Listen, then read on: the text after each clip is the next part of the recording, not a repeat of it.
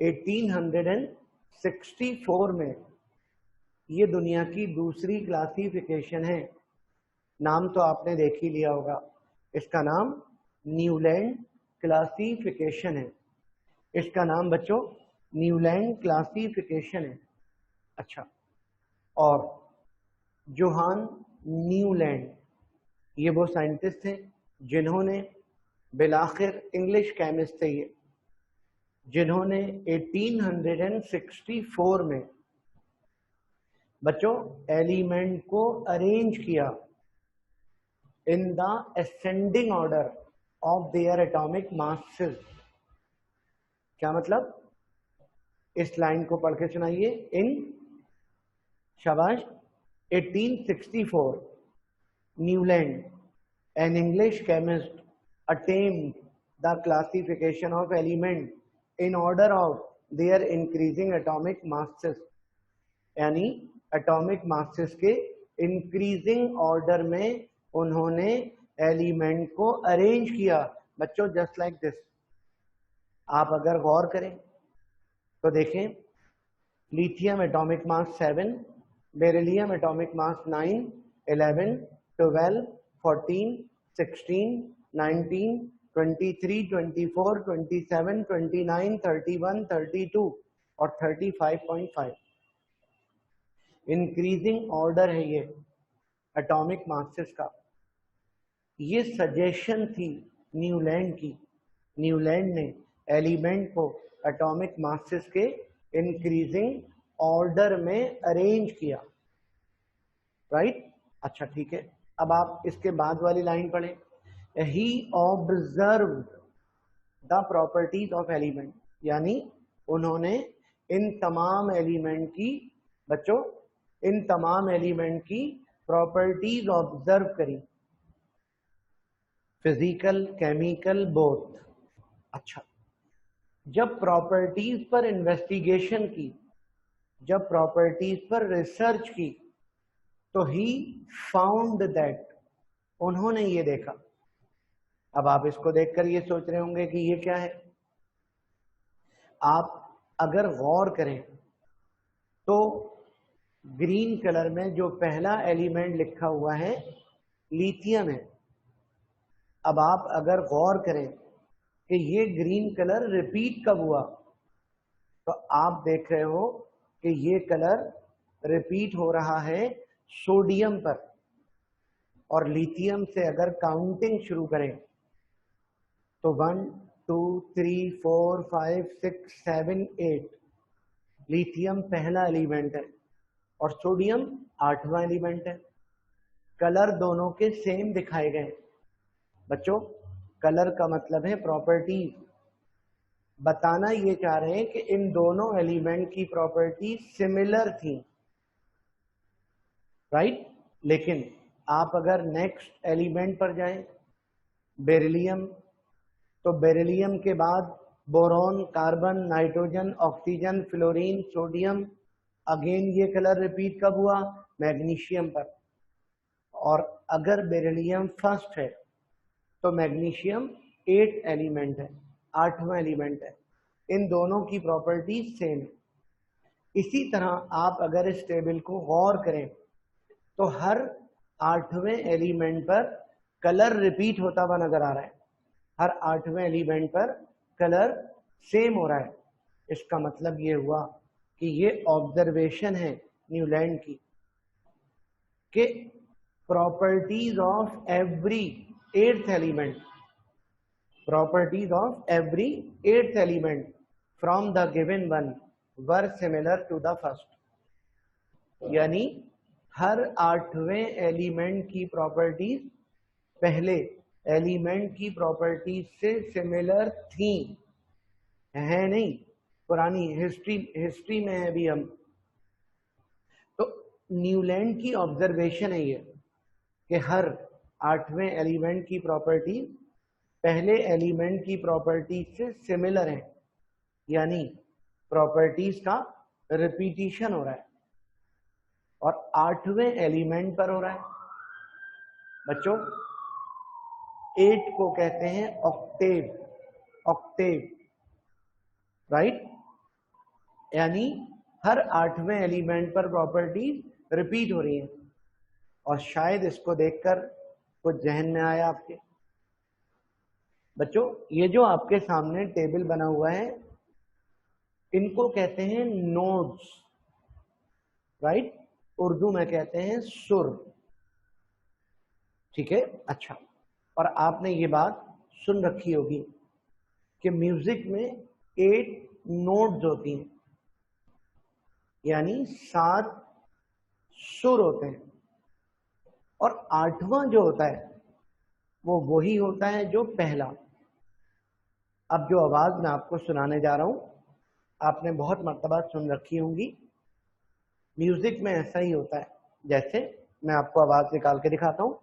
सा रे गा मा पा धा नी सा। क्या मतलब? मेरी जो पहली साउंड थी बिल्कुल वही साउंड 8वीं साउंड है। मेरी जो दूसरी साउंड थी वही साउंड 9वीं साउंड होगी। मेरी जो तीसरी आवाज है वही आवाज 10वीं आवाज होगी। तो ऐसा म्यूजिक में भी होता है और एक जमाने से हो रहा है। दुनिया में जब से म्यूजिक राइज है, जब से गुनगुनाना राइज है, ये काम जभी से पता है।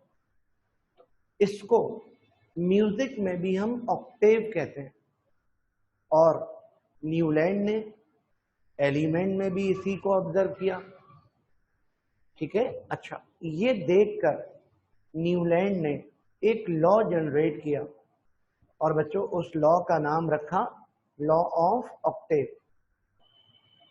बच्चों लॉ का नाम रखा law of octave. Law of octave ये कहता है कि properties of every 8th element from the given one were similar to the first.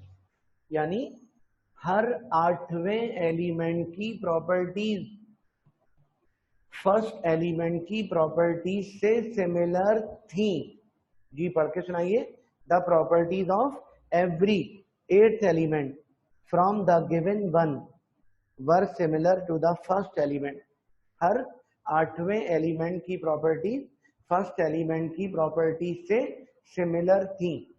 यानी फर्स्ट एलिमेंट की प्रॉपर्टीज रिपीट कब हो रही है? 8 पर, सेकंड की 9 पर, थर्ड की 10 पर, फोर्थ की 11 पर, 7 की 14 पर।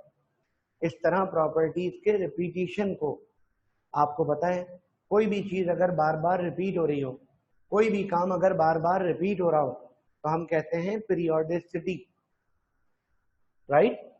तो न्यूलैंड ने प्रॉपर्टीज को रिपीट होते हुए देखा तो हमें इस पीरियोडिसिटी का नाम रखा लॉ ऑफ ऑक्टेव। जी पढ़ के सुना दीजिए। ही कॉल्ड दिस पीरियोडिसिटी, बच्चों he called this periodicity as the law of octave. He called this periodicity as the law of octave and arrange the element accordingly. और इसी के अकॉर्डिंगली उन्होंने एलिमेंट को अरेंज किया। ओके, अच्छा अब नई बात सुने बच्चों। आप अगर गौर करें, ये मुझे दिखा सकते हैं क्वेश्चन?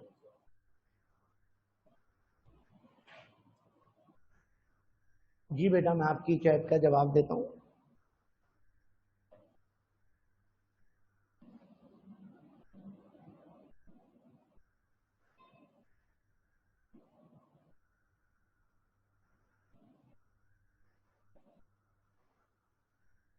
आगे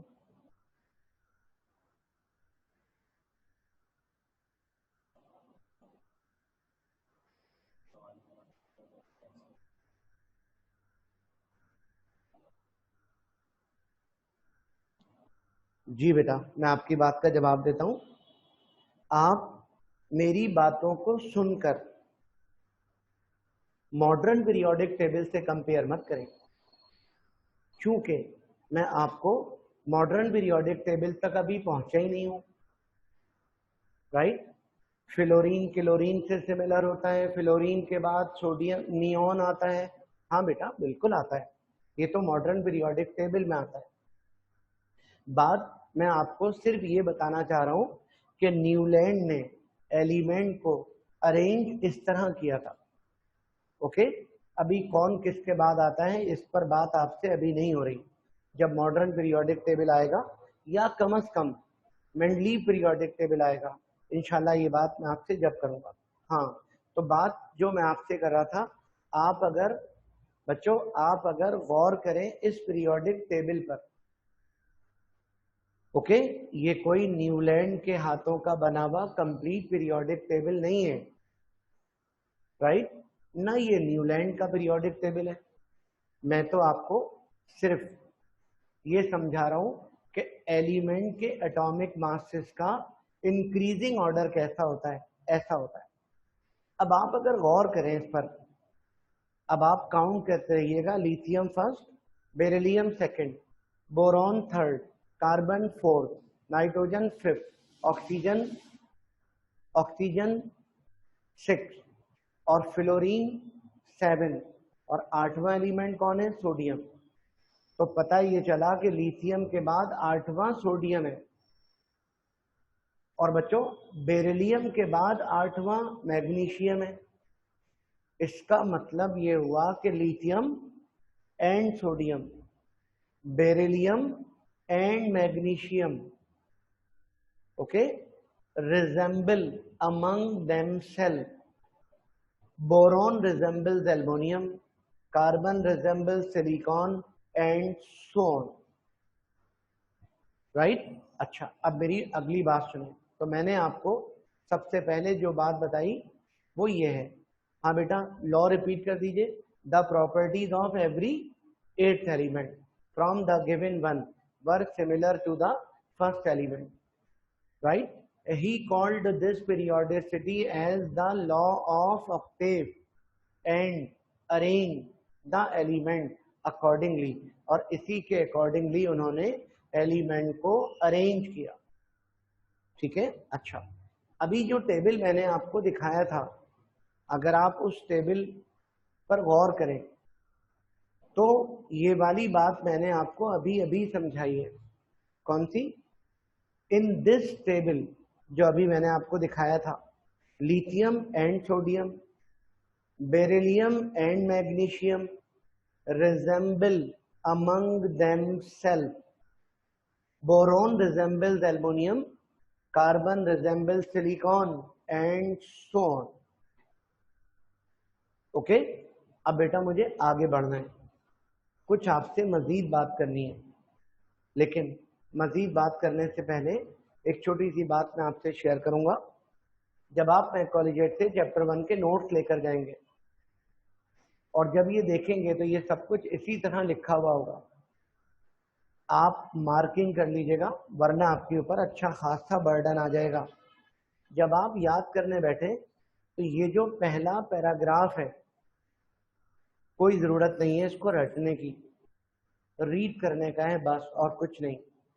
नंबर 1, ये जो टेबल है कोई ज़रूरत नहीं है इसको याद करने की, सिर्फ देखने की हद तक है मेरा बेटा।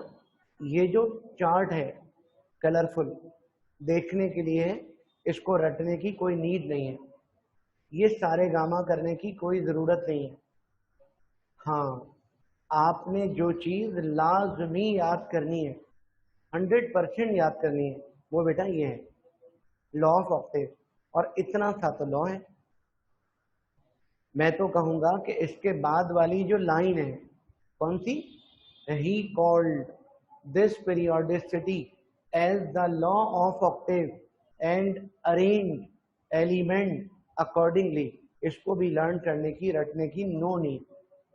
सिर्फ रेड कलर से जो लॉ लिख कर दिया है, आप इस लॉ को पक्का पक्का याद कर लीजिएगा।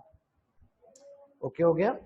अच्छा, दूसरी बात, ये जो आखिर में 2 लाइनें लिखी हुई हैं, lithium and sodium, beryllium and magnesium resemble among themselves, okay, और इसके बाद boron resembles aluminium, carbon resembles silicon and so on, no need. याद करने की नीड नहीं है, जरूरत नहीं। तो इस पूरे पेज में से आपने जो चीज फौरी याद करनी है वो बेटा लॉ ऑफ ऑक्टेव है। इतना सा मामूली सा लॉ आप याद करेंगे, ठीक है। अच्छा, लेकिन आपको ये बात का अंदाजा तो है, ये बेटा सारी हिस्ट्री है, अब इनमें से कोई भी बात मौजूद नहीं है। ओके, अच्छा ये सारी की सारी बातें रॉन्ग है, गलत है। जाहिर है जबी अब तक नहीं है, इसके बाद तीसरा, तीसरे के बाद चौथा, चौथे के बाद पांचवा, नए नए पीरियोडिक टेबल, नई नई क्लासिफिकेशन आना शुरू हो गई, तो डेफिनेटली इनमें कुछ ना कुछ फॉल्ट है। बच्चों हमारे एग्जाम में सिर्फ एक बार ये जो लॉ ऑफ ऑक्टेव है इसके कुछ एडवांटेजेस और कुछ डिसएडवांटेजेस हैं, राइट।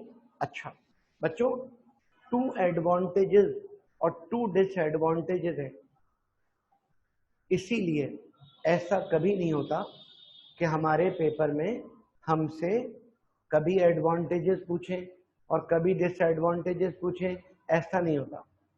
बल्कि क्वेश्चन आता है right advantages and disadvantages of law of Octave. तो आपने क्योंकि क्वेश्चन एक है इसलिए हेडिंग भी एक बनानी है, और हेडिंग क्या होगी? Law of Octave, advantages and disadvantages of law of Octave. चलें बात करते हैं, पहले एडवांटेजेस पर बात करते हैं, पहले बच्चों खूबियों पर बात करते हैं, तारीफें पहले कर लेते हैं, सही है। सबसे पहली बात, ये दुनिया का पहला पीरियोडिक टेबल है, ठीक है। अच्छा, इस पीरियोडिक टेबल में टोटल 29 एलिमेंट थे, 29 एलिमेंट इससे पहले किसी टेबल में नहीं थे। तो अगर देखा जाए तो ये दुनिया का वाकई पहला पीरियोडिक टेबल है।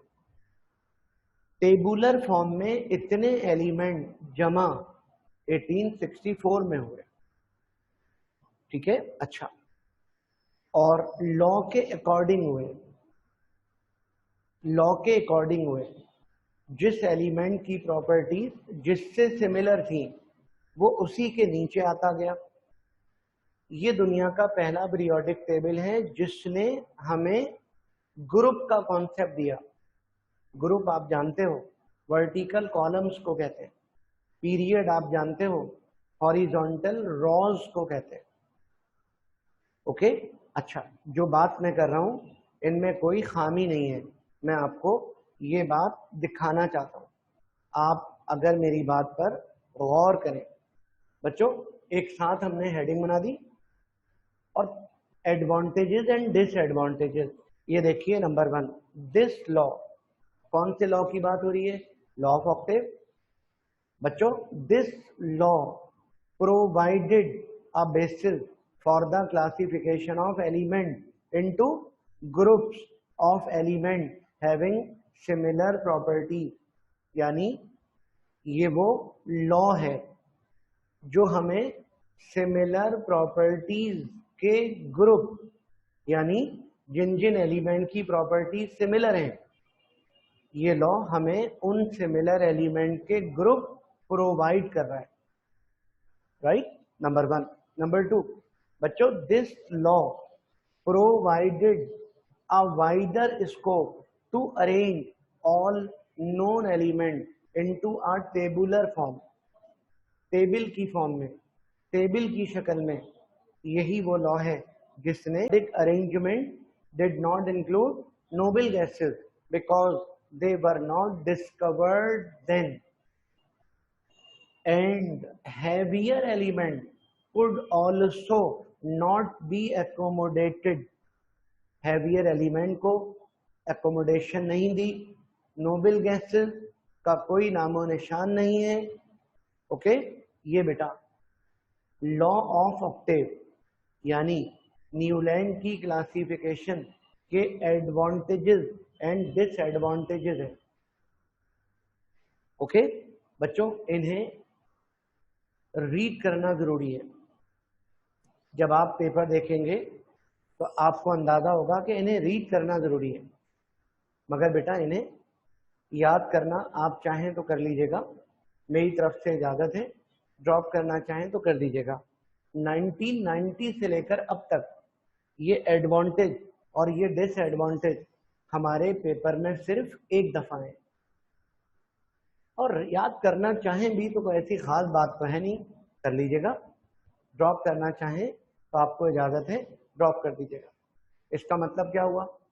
इन तमाम बातों का मतलब ये हुआ कि न्यूलैंड की क्लासिफिकेशन में आपने सिर्फ लॉ ऑफ ऑक्टेव याद करना है।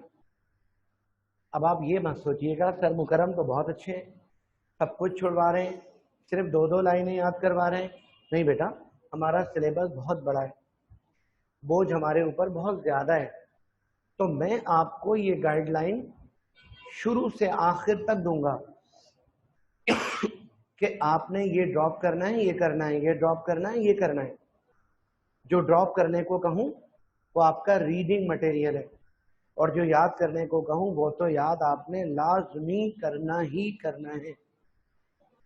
ओके, ठीक है। अच्छा बच्चों, 1864 में न्यूलैंड ने दुनिया को ये सब कुछ करके दिखाया। पता नहीं कब से लगे हुए होंगे, लेकिन इसके 5 इयर्स के बाद, 5 साल के बाद, ठीक है, जर्मनी के एक साइंटिस्ट थे जिनका नाम था लोथर मेयर। ये है बेटा लोथर मेयर। इन्होंने दुनिया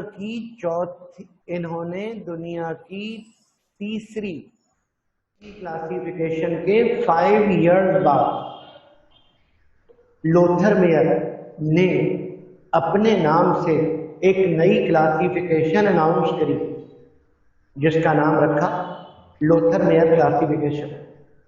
आप अगर इनकी क्लासिफिकेशन को ऑब्जर्व करें, आप अगर इनकी क्लासिफिकेशन को गौर करें, तो आपको ऐसा लगेगा जैसे इस क्लासिफिकेशन में सब कुछ वही है जो न्यूलैंड ने बताया। यानी नंबर 1, लोथर मेयर ने भी एलिमेंट्स को अरेंज किया in the ascending order of their atomic masses. Atomic masses के असेंडिंग ऑर्डर में न्यूलैंड ने अरेंज किया था, मेयर ने भी यही वाली बात रिपीट करी, राइट। अच्छा, न्यूलैंड ने एलिमेंट को एटॉमिक मास का असेंडिंग ऑर्डर देने के बाद प्रॉपर्टीज ऑब्जर्व की थी, मेयर ने भी यही काम किया, प्रॉपर्टीज ऑब्जर्व की। जो ऑब्जर्वेशन न्यूलैंड की थी बच्चों, वही ऑब्जर्वेशन मेयर ने भी ली। क्या? कि प्रॉपर्टी रिपीट हो रही है,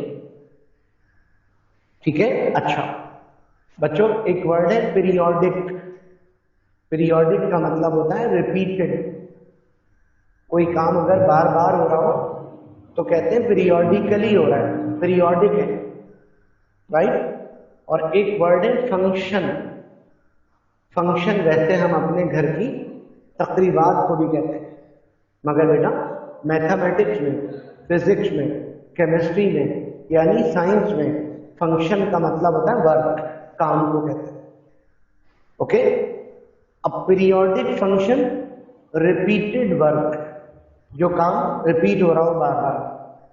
लोथर मेयर ने जब प्रॉपर्टीज को ऑब्जर्व किया, राइट, तो क्या देखा कि प्रॉपर्टीज बार बार रिपीट हो रही है, यानी प्रॉपर्टीज पीरियोडिक फंक्शन कर रही है। तो एलिमेंट को एटॉमिक मास के इंक्रीजिंग ऑर्डर में अरेंज करने के बाद, प्रॉपर्टीज ऑब्जर्व करने के बाद, लोथर मेयर कहते हैं कि physical and chemical properties of the element were the periodic function of their atomic masses. क्या मतलब? Properties of element were the periodic function of their atomic masses, यानी एलिमेंट की प्रॉपर्टीज उनके एटॉमिक मासेस का periodic function होती है, यानी atomic mass की वजह से प्रॉपर्टी बार बार रिपीट होती। मैंने तो आपसे पहले ही कहा था मेयर की क्लासिफिकेशन में बच्चों कुछ भी नया नहीं है, ये क्लासिफिकेशन अनाउंस की, और नाम तो देख ही लिया होगा आपने, लोथर मेयर क्लासिफिकेशन। ओके, अच्छा, अब इन्होंने क्या कारनामा किया, आप मेरी बात गौर से सुनिएगा। कब किया बच्चों? 1869 में, यानी जी बेटा इन 1869 Lothar Meyer a German chemist, Lothar Meyer a German chemist arranged the element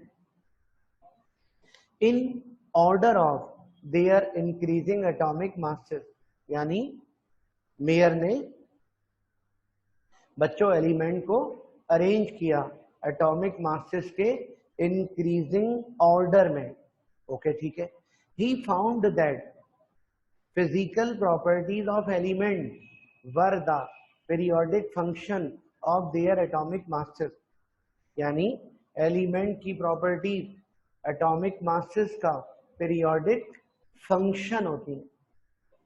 यहां तक तो कुछ भी नया नहीं है। तो जब कुछ भी नया नहीं है तो क्लासिफिकेशन नई कैसे होगी? इसका मतलब ये हुआ कि इसमें कुछ ना कुछ नया जरूर होगा। ठीक है, इसमें कुछ ना कुछ नया जरूर होगा। अब मेरी अगली बात गौर से सुनिएगा।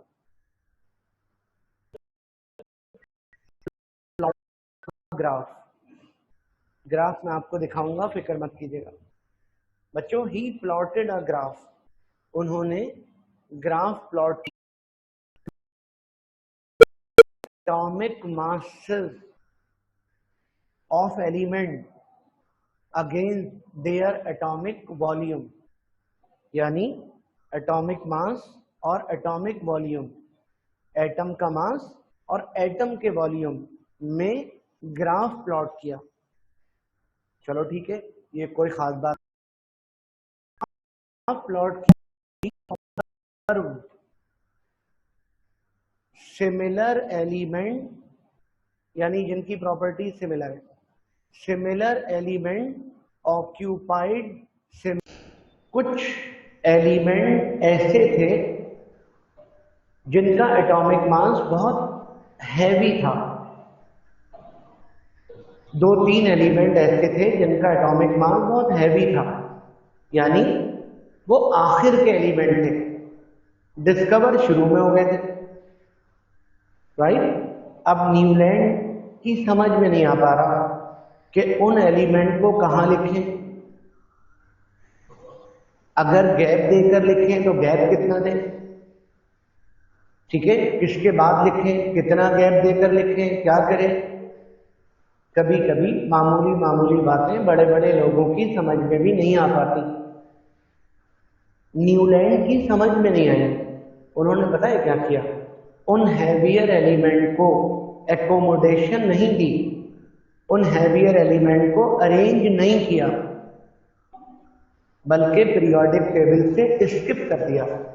गलत बात है, मुनासिब नहीं। नंबर 1।